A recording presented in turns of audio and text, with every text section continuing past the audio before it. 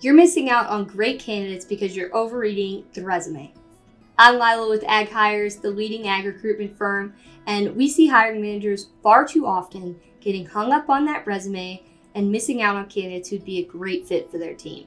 I'm here to remind you that that resume is just a snapshot and doesn't come close to telling that full story of a candidate's capabilities or if they'd be a fit for your operation. Even just a 15-minute phone screen can reveal so much more information about a candidate beyond that single sheet of paper.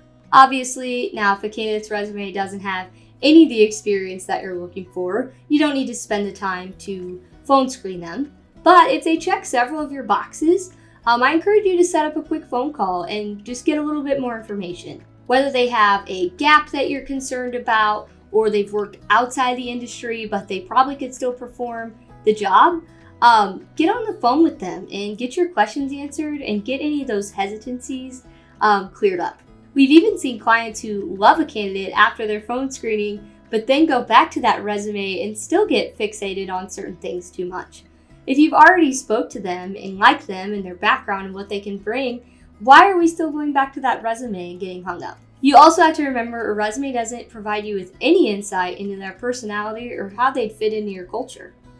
So use the resume to scan for basic skills and relevant experience, and then move on to having a conversation. Let that candidate tell their full story and see if they're actually a potential fit. So next time you're reviewing resumes for a job opening in your farm or ag business, remember a 5-minute conversation can tell you much more about a candidate's fit than 5 minutes of overanalyzing bullet points. Use the resume as a starting point, but not the decision maker.